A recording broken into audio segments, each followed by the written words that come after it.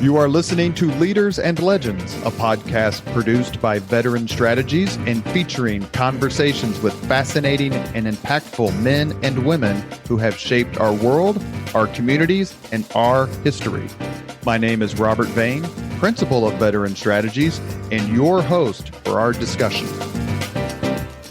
You are listening to Leaders and Legends, a podcast presented by Veteran Strategies, an Indiana-based public relations enterprise, and sponsored by Garmon Construction, Leaders and Legends LLC, the Grand Hall and Conference Center at Historic Union Station, the McGinley's Golden Ace Inn, and NFP, a national insurance broker with strong local content. Our podcast is featured on the All Indiana Podcast Network in partnership with Wish TV. You may find Leaders and Legends at allindianapodcastnetwork.com. Thinking of starting a podcast or need to host a public meeting?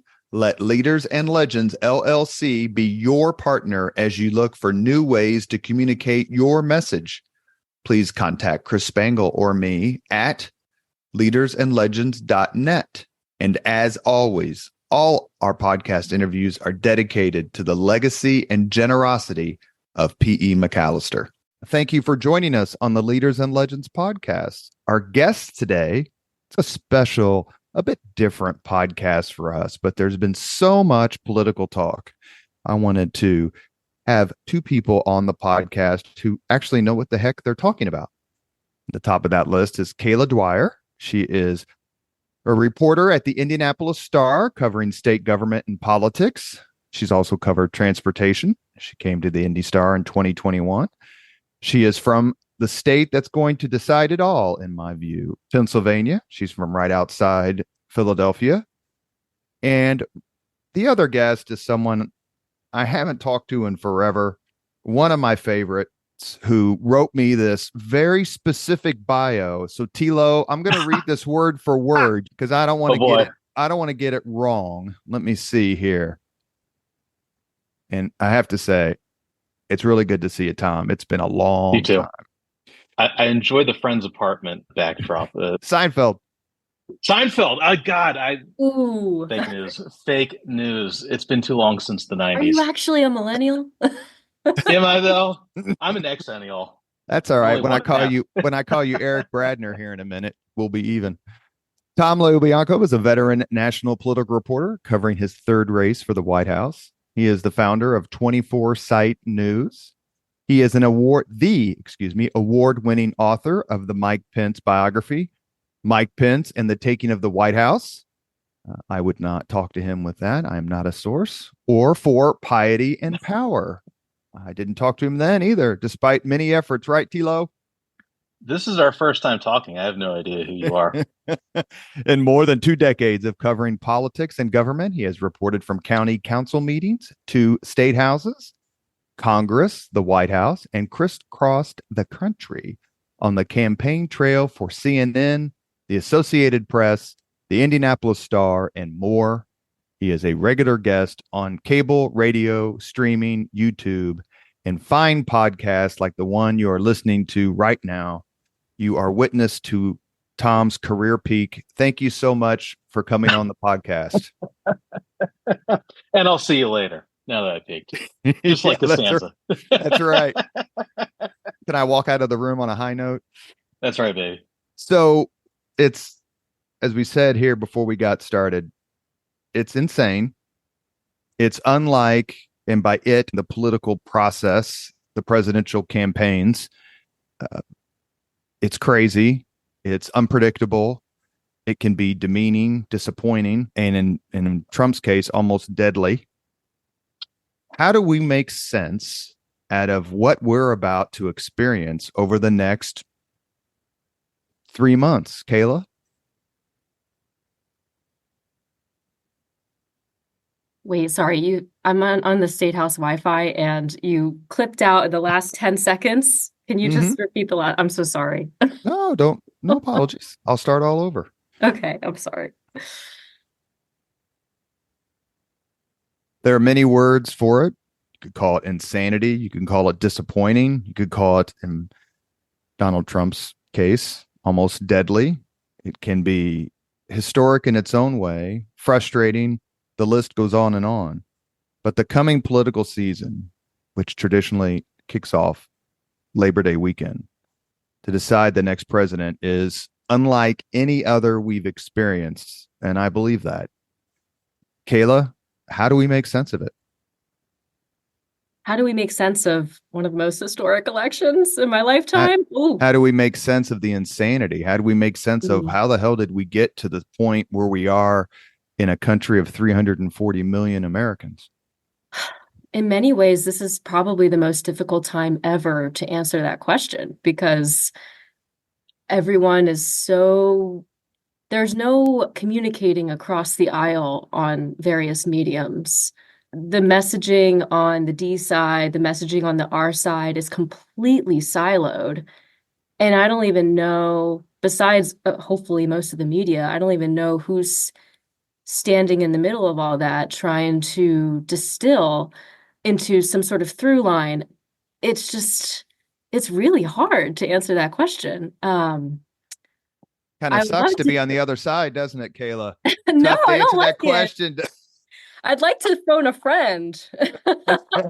Leaders and legends and Vane's revenge. How do we make sense of the insanity? You look back in our history, and we've had terrible presidents, obviously. We've had phenomenal presidents. And it has seemed to be in our history when the country has needed a strong president, a good man, since it's only been men so far, the country has produced it. Washington, Lincoln, Roosevelt, Eisenhower, Reagan, the list goes on and on. Where are those people these days, Tom? Boy, I thought you were supposed to give her the tough question. I came up with an answer, by the way, during this silence. Oh, boy. All right. Damn, Vane, I knew I shouldn't have agreed to this. Okay. Where are they? I like how you stopped the so on and so on at Reagan. That seems like the right amount of historical space so that we're not bumping up against the raw political reality of this. Presidential historians consistently put him in the top 10. The presidents who come after him don't necessarily make it. Depends on the poll and the historians, but let's just stop there. Not sure if old big dog, Slick Willie, upped his standings or dropped him with that convention appearance last week. There's a couple things here. I think if you look back on the primary process that we're going through, and so much of this is rooted in primary politics. It's this tandem of technology and the constant flood of information, and to that degree, really misinformation, also with the partisan design of political primaries, which has given us, generally speaking, extreme candidates who don't always win with majorities. Trump never won with majorities. Actually, let me take that back. He won this time, but that wasn't really a primary. That was a non-existent one. Hell, it was the election of the Pope compared to what the Democrats did. And that, see, you just jumped the gun on this long-winded, beautiful oratory I was working on here. Okay.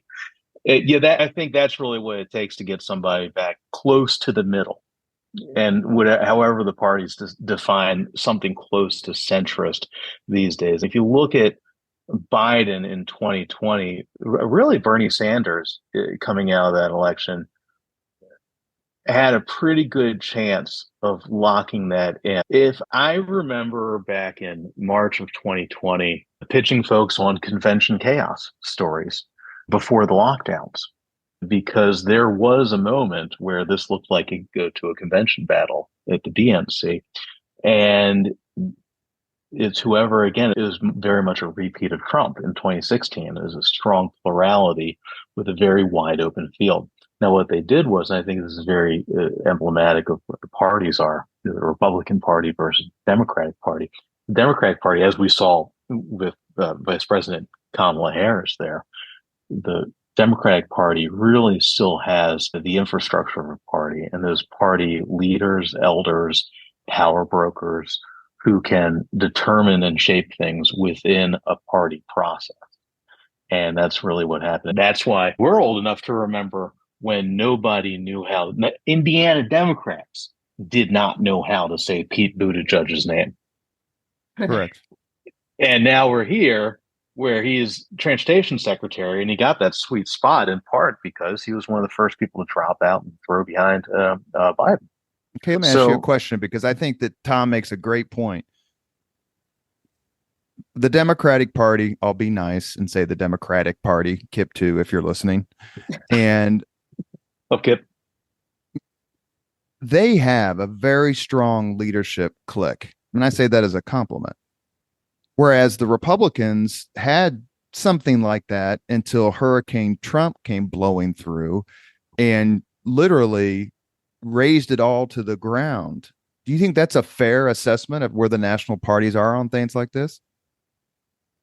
I think relative, maybe I wouldn't phrase it that way, but yes, I was thinking of this point as Tom was talking in terms of explaining why there's not that quote unquote right person, particularly like on the R side, in your words, and also to the insanity of this election.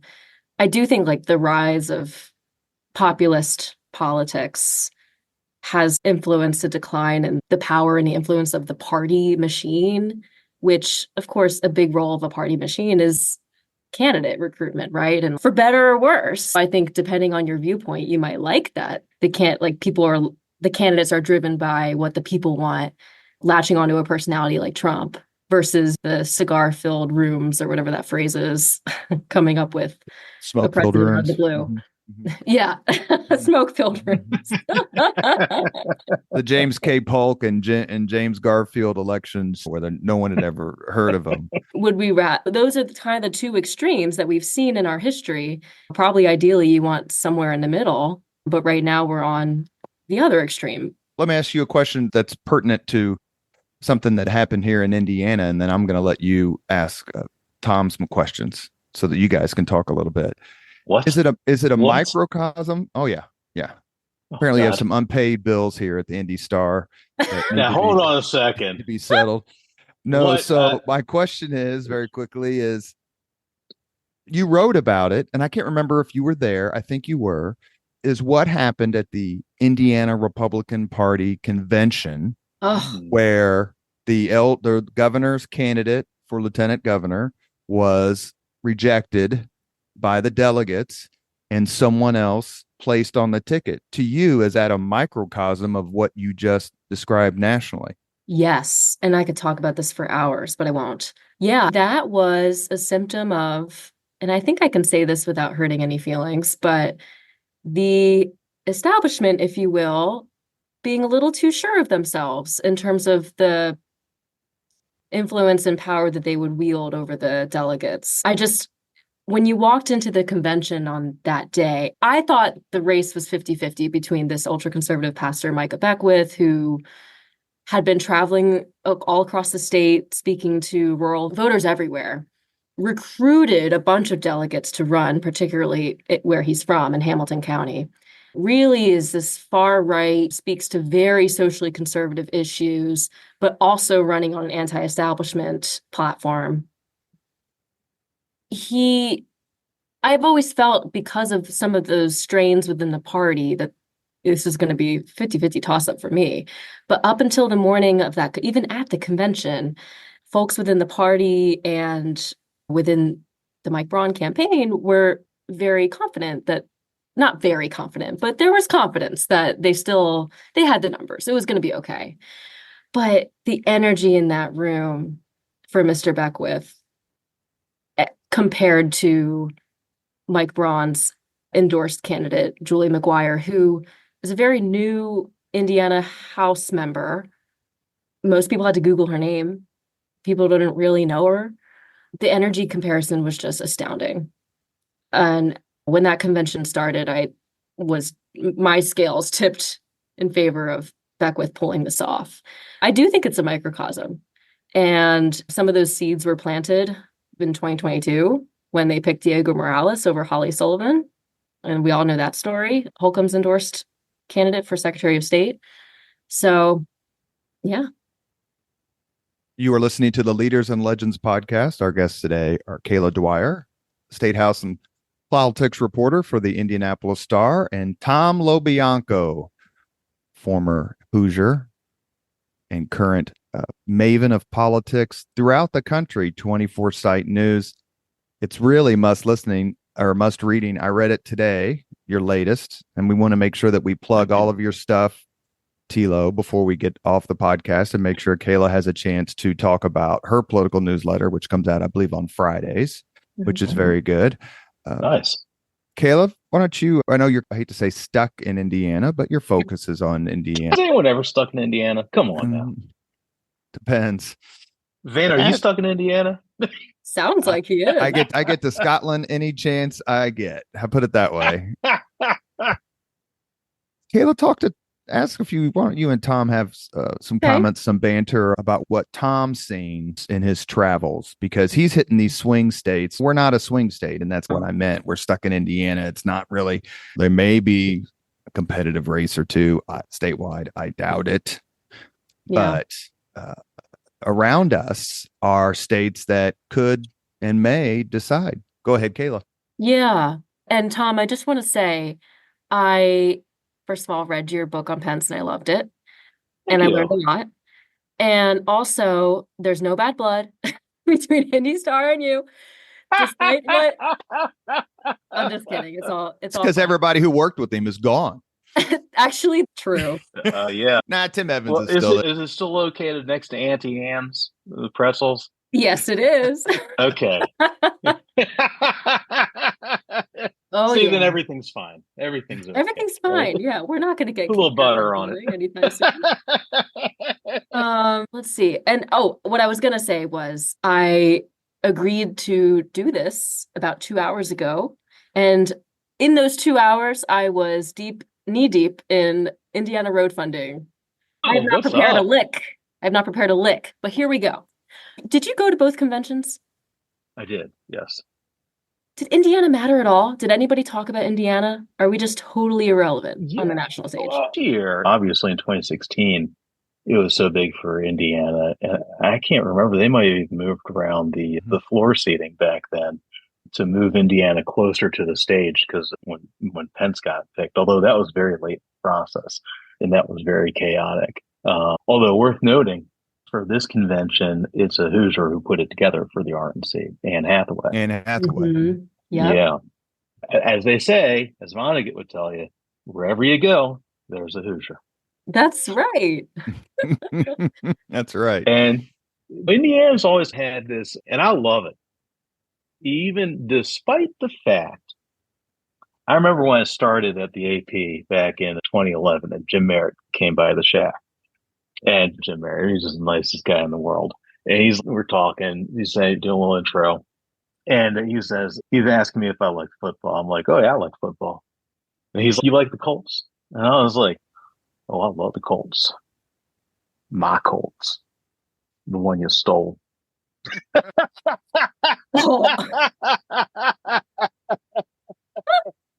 Now, I did not move to Indianapolis to retrieve my football team. We got a better one. We stole it too. As I recall, Norm Cox, who used to be over at Channel 6, was from Cleveland, and he would remind me of that routinely. I'm like, hey, look, man, it's tag lib, but I can't help you with that. All right, that's it. Indiana, I love, and I really miss the covering Indiana, and I'm sure you picked up on this. Is the power is so understated. Nobody really flashes it. It's a rare thing, and that's part of the reason why Mitch Daniels was so interesting as a Hoosier leader. He was very front facing as Indiana politicians go, and obviously he walked in with a big national profile and really built on that. But look at people like Mike Braun, for instance. Of course, now coming back to be governor, he had a fair amount of sway with Trump. He found a way in Washington to thread the needle.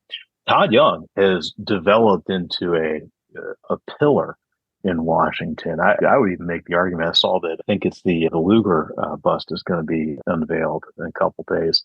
I look at it now. You look at what happened on January 6th, where he jumped on top of Susan Collins to protect her. And he has stood firm in his principles and beliefs. And it's, as reporters, it's not for us to say whether people should believe them, agree with that or not.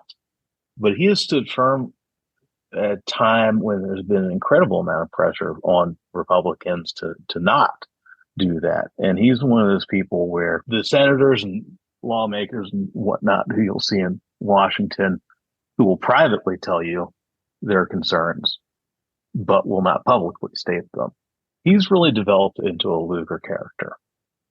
And that's a big statement in Indiana politics. Yeah. As we know. And that's, I know I've had to do a wind up on that. I was thinking about it as I was talking there. I was like, God, really? Yeah, really. He has. The Democratic Party, obviously not so much, because it just doesn't pull the sway that it used to. And it's been decades now. What was it, 96, 2000? You used to have split chambers in the State House. And John Gregg. 2008. They controlled it in 2008. We didn't win it till 10. Oh, interesting. And there was a 2004, 2006 when Daniels won first, but then the Obama crater in 10, and then followed by the second one in 14, really solidified the supermajorities. So it wasn't that long ago that the Democrats had the House, I guess 14 years. And I know Kayla's worked on this, talked about this before. What did happen, and how do they get? I could care less if the Democratic Party becomes strong again in Indiana, other than the fact that I have some wonderful friends who adhere to that philosophy. But what did happen, and why isn't it happening nationally, where the Democrats appear to be district by district so strong? Other than the fact that we keep nominating horrific candidates and throw away Senate seats like they're tissue paper. We meaning the Republicans. Kayla, right? Is that for Kayla? Was that for me? Kayla. It doesn't matter.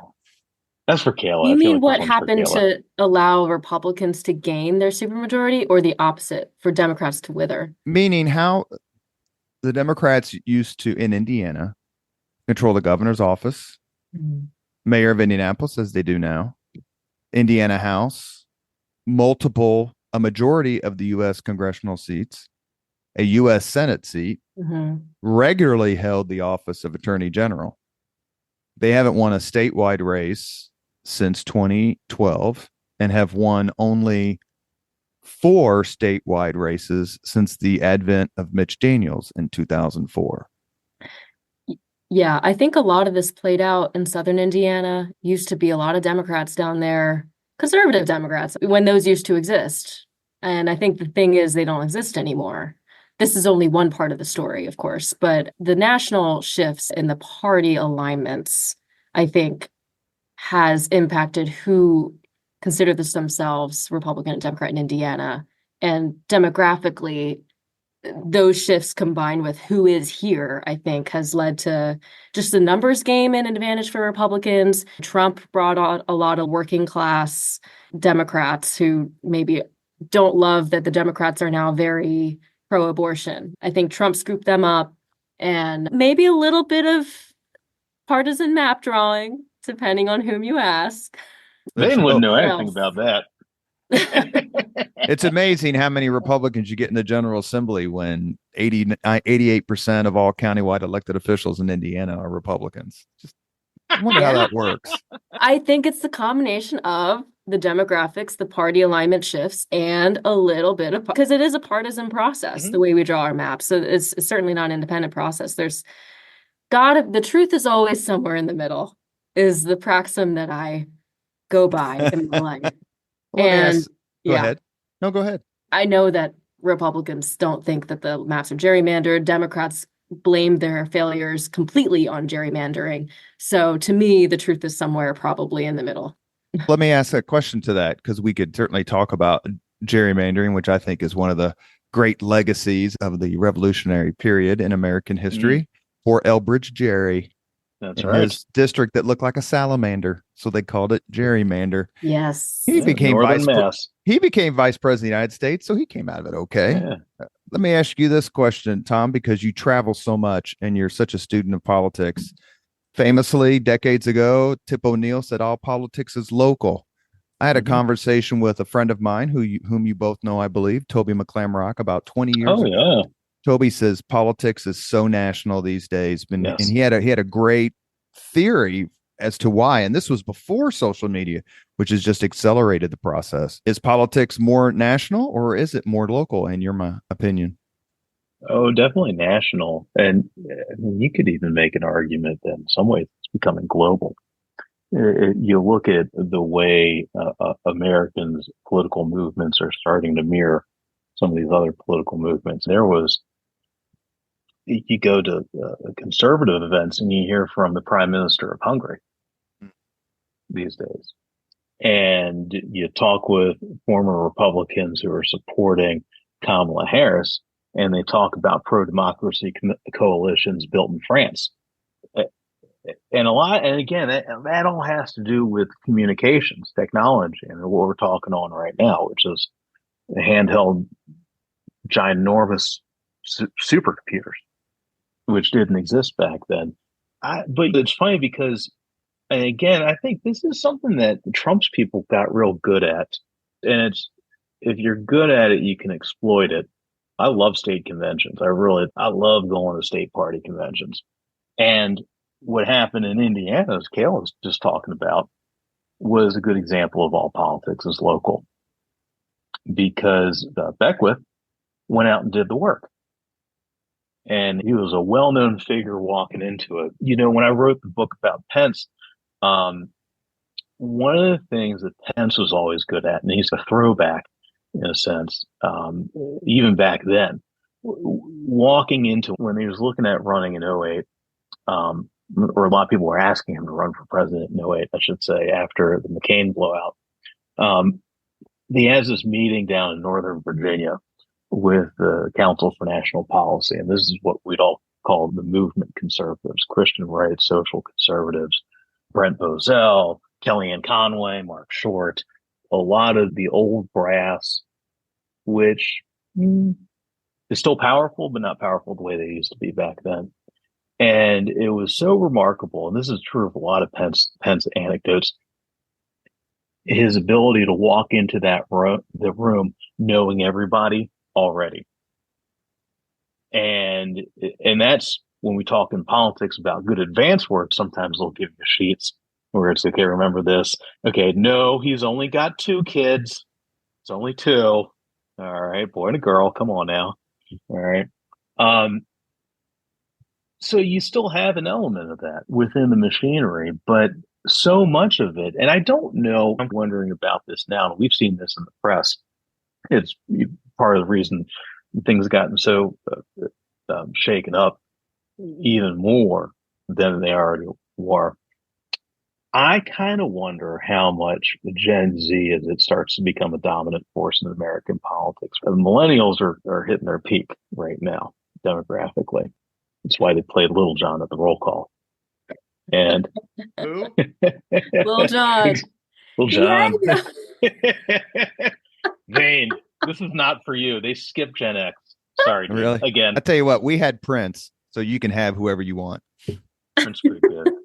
That's pretty good. We should notice it for the Micah Beckwith thing, though, to your point about local, and then I want you to finish, and then Kayla can continue the conversation with another question, that President Trump did endorse by name Julie McGuire, bronze choice, to be lieutenant governor, and Beckwith overcame that at a Republican state convention, which is as Trumpy can be. That really is astounding. And a lot of that had to do with Trump's old director, who ended up leaving to go run for Congress himself, Brian Jack. Because Brian used to do a lot of that stuff for McCarthy in the U.S. House, and he was and then back with the Trump campaign before he started to run for Congress in his own right. He was very good at understanding districts. He was very good at one of Trump's superpowers has always been, as a very standard politician, is seeing where things are going and then catching the wave. So he's not a leading indicator; he's a lagging indicator. Boy, they really messed that one up. There's been a few of those recently. But I do wonder how much people are unplugging from all this. When you heard Obama in his speech say, as the Gen Z kids say, remember to touch grass, people are unplugging. They're unplugging from the constant news adrenaline hits. Even our news alerts don't hit as much as they used to. The news industry is adjusting to this. And I think you're starting to see people catch up with the technology in terms of understanding it.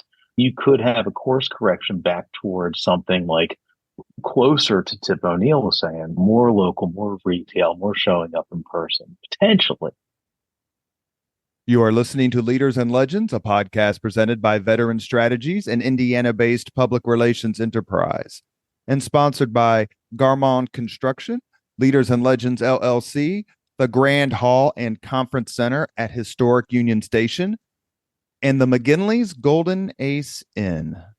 Our guests today, Kayla Dwyer, politics and state house reporter for the Indianapolis Star, and Tom LoBianco, founder of 24 Site News and a veteran political reporter, including a stop here in the Hoosier State. Kayla, you want to take over? Sure. Just a quick note about the politics is national versus local. At first, I was thinking, I feel like there's a little bit of a mixed bag because the Micah Beckwith campaign that you brought up, he really was talking about local issues, local in terms of Indiana. He overstepped the line in COVID lockdowns, and he talked about property taxes. He talked about ag stuff. And yet then I have to catch myself and remind myself, he's courting in that race. He's courting the most motivated voters. He's courting the delegates. And I think it's true that among the general populace, politics is national. The ads that we saw in the governor's race, the TV ads, were all like border, crime, drugs. Not all of them, but a lot of them. And yeah, so I agree with you. I think these days a lot of politics is national. Speaking of which, there's a lot of hope and talk among local Dems about this Harris momentum and whether it'll help them down ballot. Do you think that's a realistic hope for Indiana Democrats? Yeah, I think so.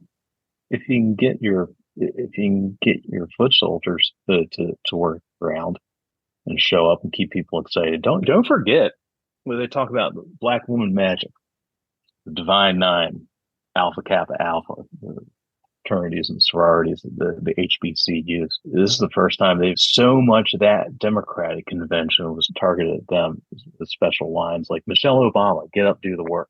This is me, Michelle Obama, telling you, guess what? This is your call. That could potentially swing some borderline races. Yeah, I think so. Yeah, energy always works. I know everyone's been talking about how this is a honeymoon, how it's going to evaporate at some point. God bless Tony Fabrizio, who is in his polling is always very good. Now the spin he puts on it is a different question, but he's saying, "Oh, it's a honeymoon. It's a honeymoon." When does it stop being a honeymoon? It's been a honeymoon for 4 weeks now. Okay, I don't see it, and that energy in that hall last week was significant, and it's carrying online with these memes. So yeah, I think you could absolutely get some surprises. You can't really when you're doing the gerrymandering. I was looking at Pennsylvania. I was trying to understand the congressional districts, and I was looking at the current districts. And I was like, my God, these things are contiguous. How the hell did they do that? And then I looked at an old map, and they were not contiguous. That was like zigzags all over the place. I guess because the Supreme Court stepped in on it. But in Indiana, to the extent, if you let's just say, for example, and I'll accept the premise of the Harris effect and not be a Republican flack for a second. Oh, let's say it's 5. I can do that later. Let's say it's 5%. Just argue that the D's are going to outperform 5% compared to previous elections. That did get them nothing statewide. Right. Maybe they can clip the supermajorities, but Banks wins in a walk. Mm-hmm. All the Rokita wins again. The gubernatorial ticket wins easily. Woody Myers is a good man, a damn good man, and a real Hoosier to be admired. He finished 3rd in 2020 in multiple states behind the Libertarian. Wow. Yeah. So you went from winning 4 consecutive gubernatorial elections to finishing 3rd in multiple counties throughout Indiana. So yeah. In other states, however, could the Harris effect, let's say she wins by 5. Now, what are you talking about in terms of U.S. Senate and House of Representatives? Kayla? Oh gosh. Solid Democratic control, which means ends the filibuster and laws about restoring abortion rights and the border and Yeah. all their priorities. Yeah. And Indiana, real quick, I definitely agree with your math there. Well, there's no agreeing. Math is the math. I think Democrats would count a win if McCormick performs better than people thought she would. And then because they would see that as like momentum for the next gubernatorial election. And maybe they flip one or two state house seats. Like that's something toward the pendulum swinging back into balance. In your opinion, that let's move on. I want to be careful about asking your opinion because you're covering these races. So I don't want to put you in a bad spot. But the Democrats you're talking to, is that the spin? And I don't mean that pejoratively. Is that the spin they're putting on it? In 2024, if we do X, Y, and Z, then that's where we need to be for 2026 and 28. Actually, that's more what I'm hearing privately. Yeah. The public spin, and not, again, yeah, spin, not the negative way of saying that. The public messaging is more like just focusing on what the light at the end of this year's tunnel. We can break the supermajority. There's not really public messaging to the effect of if we do this year, then maybe it'll get us this years down the road. That's just what I've gleaned from private conversations. Okay, let's talk honeymoon since Tilo's going to make me earn my Republican bones. Maybe there wouldn't be such a honeymoon if Vice President Harris would give an interview. If the news media, that is pretty remarkable. If the news media wasn't such a Pavlovian dog when it comes to momentum for the D's, or Jonathan Karl's pathetic performance last week on his little political show. At a certain point, even, forgive me, the liberal media is going to have to take a stand against a candidate they clearly prefer and make her earn her bones in a presidential campaign. Is the liberal media different from the mainstream media? It is different than the identifiably conservative media like Fox. Yes, that is correct. You know what's funny about that is you've always had elements of this. Really, look back at 2004 with John Kerry. You still have a lot of Democratic activists who say that it was the press that handed that race to W by amping the hell out of the Swift vote stuff. And a lot of activists on the left, a lot of longtime Democratic activists still blame the press for that. I mean, there's always been that tension. Do they blame Dan Rather? No. Really? Because there's nothing says fairness like making fake documents with your Word program. I wonder how much that was. What's his name? Roger Stone always likes to take credit for that one, but the rub on him is. The rub on him is that he often likes to take credit for things he had nothing to do with. He's Nixonian, man. What do you expect? But I mean, keeping our thoughts on 2024, is that something where do you think that what kind of role, how big of a positive role can the media play in tipping the scales? They clearly hate Trump. Trump clearly hates them. We're not going to sugarcoat it. Do they have enough strength and enough reservoir of respect among consumers to make a difference? I got to tell you, I'm not sure that at least not the beat reporters, I don't see a hatred of Trump at all. I think it's the other way around, because what I notice is that whatever Trump does gets attention. I've been watching 5 or 6 days of nonstop coverage of maybe he'll debate, maybe he won't, maybe they need the mics on, maybe they need the mics off. And look, I've been covering him for 10 years now. And that's the same do-si-do he's been doing with us for 10 years.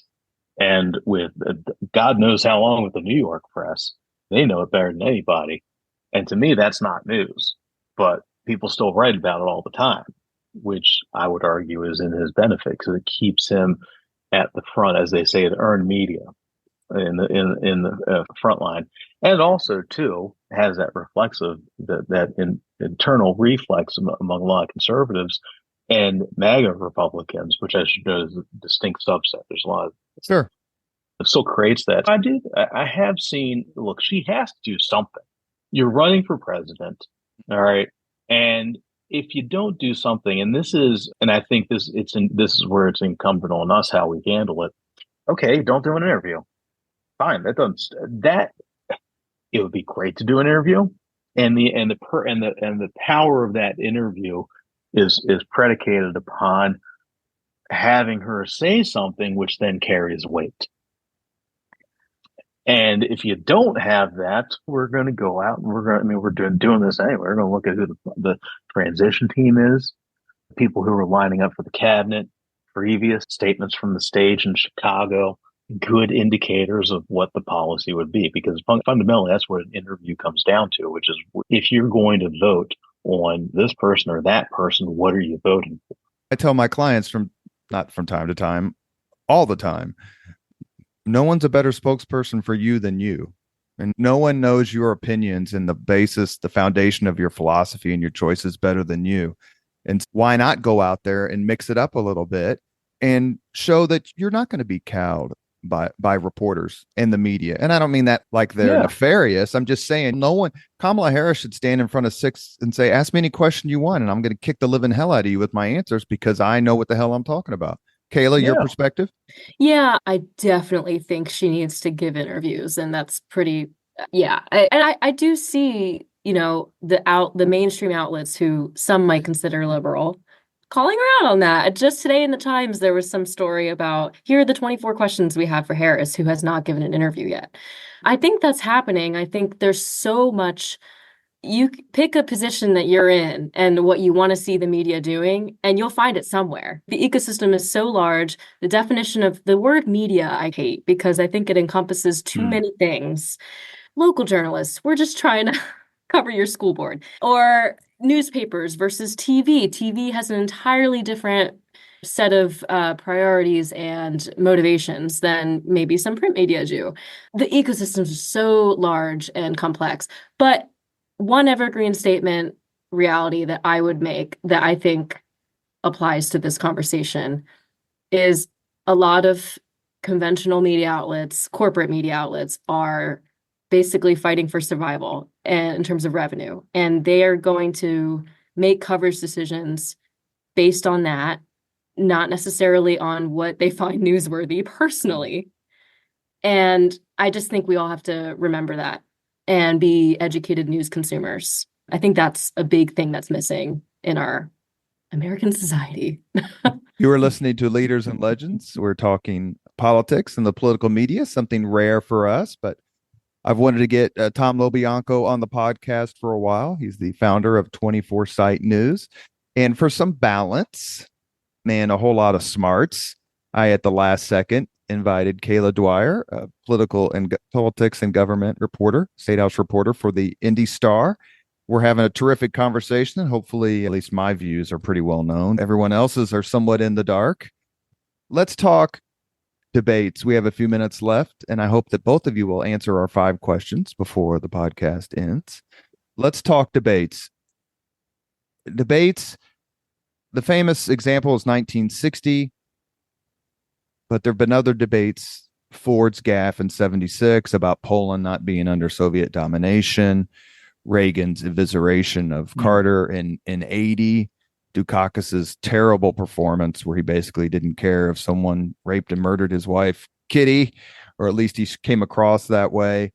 Debates have been hit or miss in terms of influencing voters, but they can play a role for sure, especially when someone outperforms, which I think Bush did in 2000. Based on expectations. Start with you, Kayla. What do you think is going to happen in the debates, assuming we have them in the 2024 election? And who do you think they will help? I think we're not going to have the recreation of the Biden effect. I'm pretty sure we can say that for certain. I'm pretty sure they'll happen. Trump has hinted that he's amenable, and I think him backing out of that when the polling is so close and in Harris's favor would only hurt him. I think he has to debate her. What is going to happen from that? Listen, Kamala Harris is a prosecutor, a lawyer. She's probably a decent debater. I think it's going to test Trump's mental aptitude But I honestly think that people will make their decisions based on other things, based on their preconceived notions. I don't know that this will change people's minds. I think it'll just cement what people already think they're going to do. What percentage, Kayla, if you had to guess, which I think is all we can do right now, and I'm going to ask you the same question, Tom, and then you can riff on the debates, is what percentage do you of the electorate? Of course, the most important, the dispositive part of the American electorate are the ones who don't vote. So putting them aside for just a second, because that's what happens when you don't vote. That's and it's a disgrace, quite frankly. Everyone who doesn't vote ought to go to Normandy and walk the cemetery. Anyway. And that's a lot of people in Indiana. We have like the worst statistics. No, and I have no sympathy for them. Yeah. If you ever watched the movie The Breakfast Club, remember Anthony Michael Hall, he has the fake ID so he could vote. Yeah, that was me in Irvington in 1984. You committed voter fraud? I would have if I could have figured out way. Everybody else is trying to get Charlie into Way.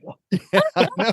Everyone else is trying to get in the bars. I just want to vote there at IPS 85. Anyway, what percentage of the voting populace do you think is actually up for grabs, Kayla? Like truly undecided. Oh. And then Tom, you can go ahead and answer when she's finished. Oh boy. Okay, let's think. Say that Trump has locked down, 35-40% of the Republican Party. Okay, divide by half. I'm going to guesstimate. Wait, if we're taking out people who don't vote. Oh gosh, it can't be more than like 10 to 20%. I don't know. I'm really bad at estimating. You think it's single digits, Tom? Oh yeah, it's real narrow. Definitely. Who else? I was talking with Justin Young on his podcast. We were talking about this a couple weeks ago when the campaigns finally start trying to moderate after Labor Day. It's going to be like The Purge, where every persuadable voter you can imagine running through the streets. It's like Chris LaCivita and Susie Wiles and Anita Dunn and Stephanie Cutter chase them down. What do you think the debates, not to necessarily counter Kayla's point, but the Vice President Harris does have a tendency to just string words together that don't quite make sense sometimes. And she's been criticized for that, although she does very well off a teleprompter, which you would expect. And Trump, of course, just says whatever the hell he wants. How do you think that's going to mesh in a debate in front of 100 million people? I think that if she has debated before, we've seen her on the debate stage now in 2020. Well, we saw her in a number of, she's very good at creating moments. I remember throughout the campaign, she would always talk about her handling of Jeff Sessions back in 2017 at I think that was the Intelligence Committee, which I would also note, she steamrolled John McCain to do that back when he was still alive. And it was not as good as moment in the moment as it looked after you cut it up and put it in some campaign ads. But she's very good at cutting people off and steamrolling, which frankly is what you got to do with Trump. And Trump is a word salad. And I think this is why you're having that fight right now over whether the mics stay on or whether they stay off. Her favorite line, or one of her big lines, is "I'm speaking, I'm speaking," and I think it's very good. It works for her as a prosecutor. The ability to cut through somebody like a laser. Now, I don't know. Women like it too.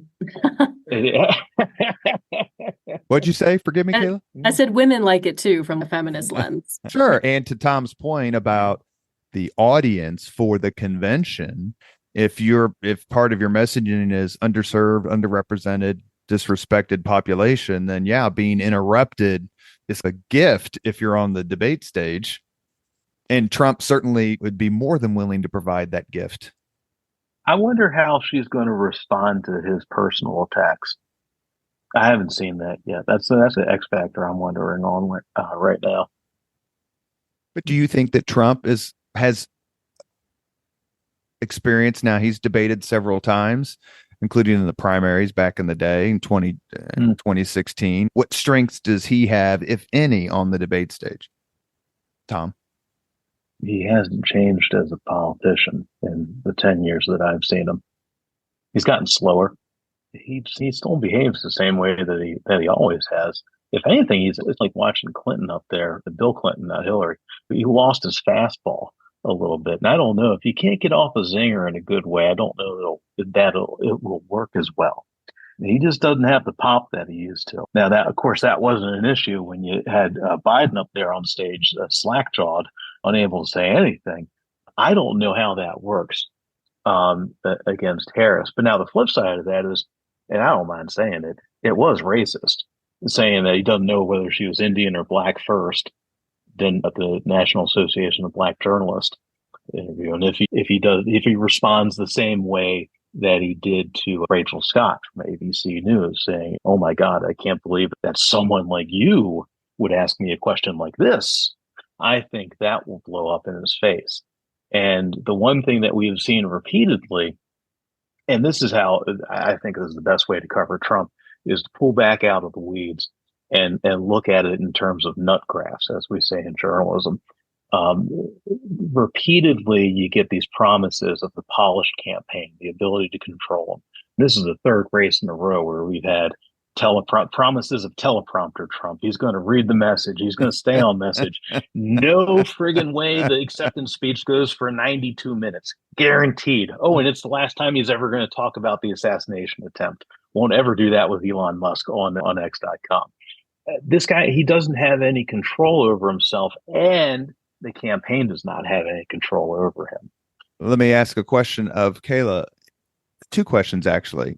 One is, do you think the assassination attempt, which was obviously real, there was a lot of, oh, it's a hoax and that sort of thing, which did a disservice to many people, but obviously was real. Do you think that will provide some benefit for Donald Trump?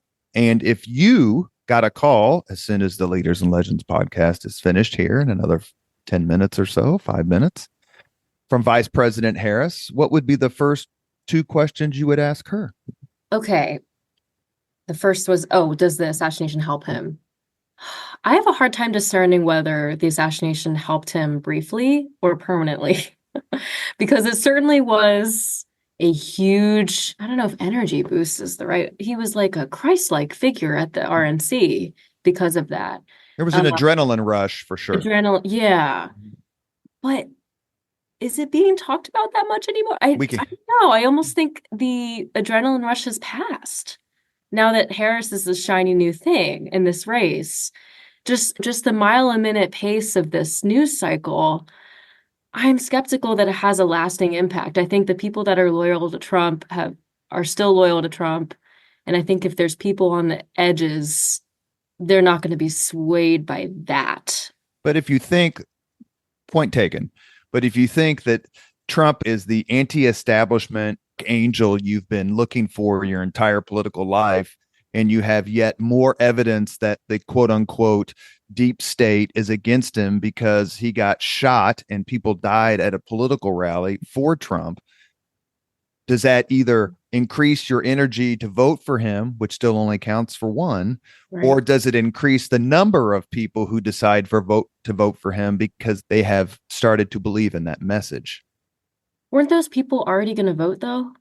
That's my exact question. Do you think does what happened in Pennsylvania make a difference in terms of broadening Trump's appeal and people saying 8 years ago, I didn't believe all that deep state stuff, but damn, Facebook really did collude with the Biden and Harris administration, and they really did shoot Donald Trump. Is that a broadening message or is it an intensifying message? I think it's an intensifying message, but that's just one girl's opinion. What do you think, Tom? I agree. Absolutely. This feels like a base election. I don't know. Absolutely. My question's for Kamala Harris. Ooh, let's see. Okay. My big question for her, she's a very different candidate than she was in 2019. And I guess I just want her to explain to me that evolution, like which is the real Kamala Harris and which version of you was catering to the pressures of what people wanted to vote for. Which is the real one? What do you really believe of those two versions? But that's a pretty broad question. If that counts as number one, great. Yes. Number two, top of mind for a lot of undecided voters or people who were going to sit out and not vote for Biden, of course, is the war in Gaza. And I don't think she's really made her position clear. She's just said things that appease both sides. So would love to nail her on what exactly you think is required of this administration in that area. T-Lo, you get 2 questions for Vice President Harris. Yeah. Oh boy, I was going to go with Israel Hamas. So that's a good one. Right on. Damn. Hell. Okay, let's see. Number one, I'd go with seeing as the Supreme Court granted these expansive powers for presidential immunity. That applies to every executive, every would-be executive. I would ask a couple basic questions I think you got to ask of anybody. Number one, will you abide by the results of the election? Number one. Two, actually, you know what? Ooh, here we go.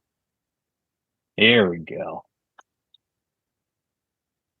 Will you pardon Donald Trump? Ooh. You got anyone else on the pardon list? Perhaps Robert Thane. Yeah, besides me. Yeah. Hunter Biden. Oh. These pardons are going to become more and more partisan, like so much of and I don't say that in a mean way. They're going to become more and more scrutinized. And they really have been since Ford's pardon of Nixon and since Clinton's pardon of Mark Rich in 2000 when he did that on the last days of the White House. Would you pardon Donald Trump? I'm not going to ask you, Kayla. I'll ask T-Lo. Oh, I can't say. That's as a journalist, that's not for me to say. I can tell you what I think the effects would be one way or the other. I think if a president were to get in there and pardon Trump, I think it would start to mend certain parts of the country. But there's a lot of people who experienced January 6th. I don't know about the rest of the stuff like classified documents and whatnot. January 6th still has to be addressed. I don't know that you can move past that one, because for everybody that you might get in the middle and the people that want to move past it, I think you'll enrage a lot of people who've lived it. And we saw a lot of them at the Democratic convention. There are a lot of administration officials, Trump administration officials. My God, Pence does, when he talked about it on your show, Rob, and he gave an answer. And it was a good answer as Pence goes. And you know him. He doesn't elucidate on things very much. And I was more, I said on the podcast, January 6th has been trodden so much. To me, I was more interested in January 20th. Standing up there as a sitting vice president. From a historical perspective, you don't have that many presidents who skip inaugurations. John Quincy Adams did. John Adams did. I think there's more. I think there's one or two more. That just doesn't happen in our democracy. I think it was interesting that you pointed him that way and he still came back to it. His family was there. Yeah. I know how I'd feel if my family was in there. We've reached the point on the Leaders and Legends podcast where we ask the same 5 questions of all of our guests. Kayla Dwyer, are you ready? I forgot to prepare my answers. So yeah, go off the cuff.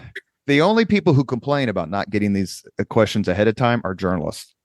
No, I'm just going to tell you, Amanda Kingsbury, she complained. Rafael Sanchez, he said, why the hell didn't I get these questions? So I know they're the same every time, and I just forgot to think about it. But so you're going to get my real reactions. So for those of us who have been like, hey, Robert, you have 2 minutes? I got 17 questions to ask you here about the mayor. Let's have some fun. Kayla, what was your first job? Do you mean like under the table as well, or like actual job? Are there tax implications here? She is a lot younger than us. Yeah, I guess so. Kayla, you answer that any way you want. All right. I guess obviously I babysat and stuff like that when I was younger, but I guess my first real job was as a child swim instructor in high school. Oh. You're the one who taught sickage? T-Lo, what was your first job? Oh, I used to mow lawns to save up enough money to get a CD player. Nice. Kayla, what was your first concert?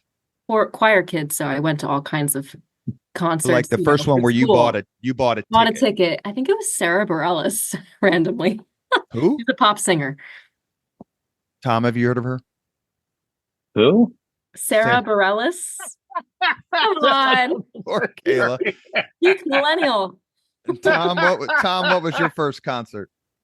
Oh, probably the Black Crows 4, I think, out at Meriwether Post Pavilion. Kayla, if you could suggest any book for someone to read, which book would you recommend? All right, because I forgot to prepare, I'm going to go with the book I just finished, which is, and actually it's pretty good for the moment. Jenny Odell's How to Do Nothing.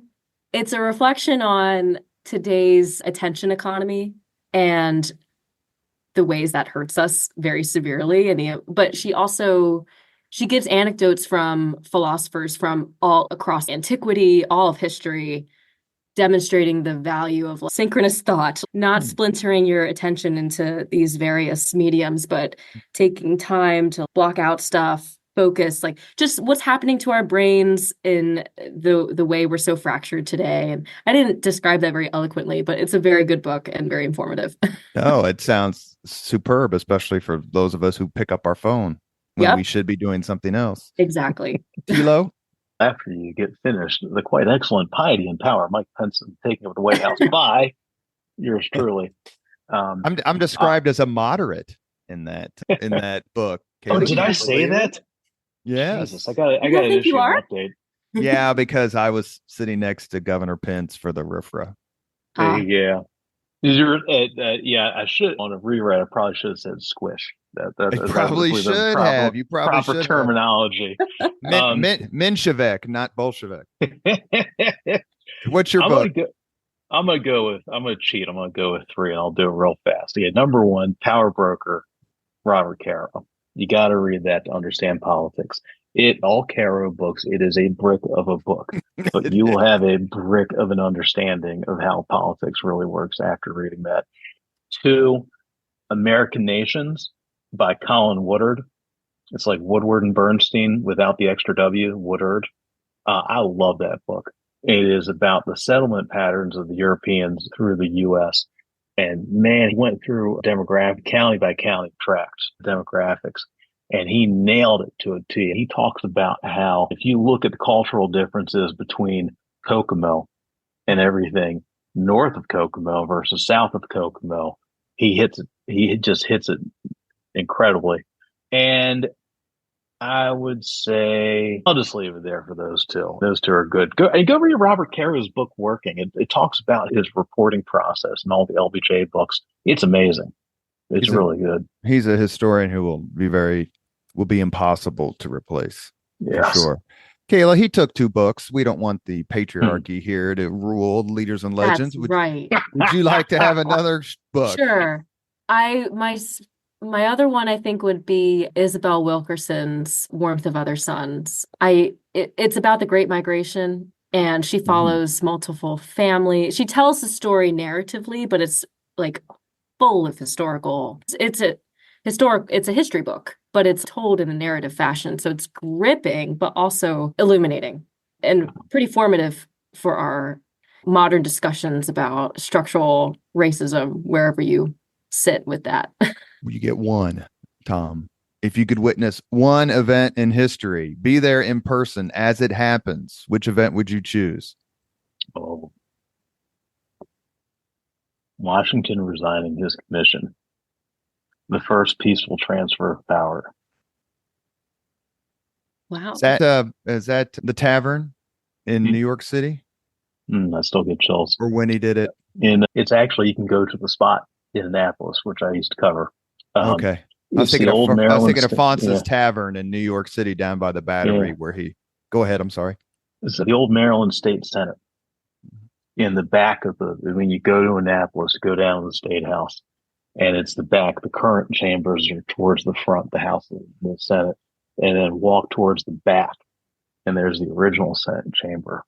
And there's a statue of him there, and there's Martha up in the balcony watching as it happens. Yeah, still gives me chills.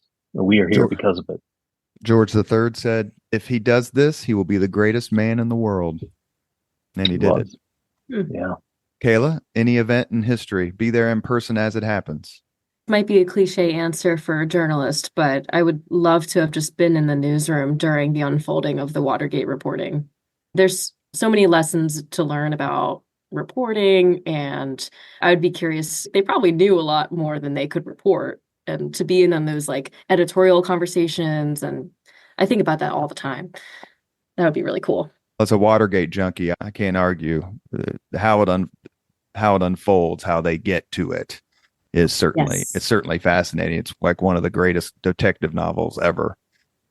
Yeah. Last question. If you could have dinner with anyone living today, 2 hours off the record just to chat, whom would you choose, Kayla, besides Mr. Peter? For those listening, my soon husband, Peter Blanchard, who's now... Congratulations. Thank you. Oh, I thought the question was alive or dead. No, it's alive. Uh-oh. Boy. Ooh, I want to have dinner with Nancy Pelosi. Well, that'd be a good one. Because I felt she was holding back so much in that NPR interview recently. I felt just her role in encouraging, allegedly, and not nudging Biden to step aside. This could be the thing that altered the course of history. And I really just want, if the terms were such that she would be completely honest, yeah, I want to pick her brain. Tom? Mike Pence. Of He's course. a brilliant human. A lot of people don't see those layers, and he does not show them often. And I would throw away the phones, take away the staff. And he's a very smart man. And I'll tell you that he stood up when a lot of other Republicans could not or would not. And he continues to. He's very fascinating. Don't let the boring fool you. That's just a put on. There's layers to him. So I would love to have 2 hours actually off the record with Mike Pence. And he's way, way up there when it comes to just being the kindest person you'd meet in politics. And it's not exactly a business full of kindness, but he's at the apex. Yes. You have been listening to Leaders and Legends, a podcast presented by Veteran Strategies, an Indiana-based public relations enterprise, and sponsored by Garmon Construction, Leaders and Legends LLC, the Grand Hall and Conference Center at Historic Union Station, and the McGinley's Golden Ace Inn. As always, all our podcast interviews are dedicated to the legacy and generosity of P.E. McAllister. Kayla Dwyer from the Indianapolis Star, please take a second and talk about your newsletter. Why, yes. We actually rebranded it recently. It's called Checks and Balances. If you just Google Indy Star and Checks and Balances, you should be able to find the sign-up page. We brought back what some former print readers might love, behind closed doors. There's various sections in the newsletter, just basically going through what's happening at City Hall, under the dome of the State House, and even federally. So check that out. My Twitter account is @Kayla_Dwyer17. Tom LoBianco, please talk to us about 24 Site News. Head on over, folks, to 24site.news. It's the number 2424SIGHT.news. It's me. I'm out there on my own, independent journalist, and write a daily newsletter of 24/7. Original coverage from the campaign trail, occasional podcasts with such future podcast, I hope, with such sharp individuals as Bain and Kayla, and various other things I find along the way. I'll tell you, everyone's talking about Pennsylvania, and everyone's all law versus Sheets. I did one of the last ones I dedicated to Rutter's. That is Rutter's erasure along 83, I-83 in the center of the state, which is some of my family lives up there in North Pennsylvania. See, that's what's up. 24. And I stick with my prediction. Whoever wins Pennsylvania wins the presidency. Thank you both so much for coming on the podcast. I've never really done one like this. I had an absolute blast. I hope you did too. Thank you. Thank you. Thanks, guys. Thank you very much for listening to Leaders and Legends, brought to you by Veteran Strategies Incorporated. If you want to contact us about this program or our menu of public relations services, please send us an email at robert@veteranstrategies.com. That's robert@veteranstrategies.com.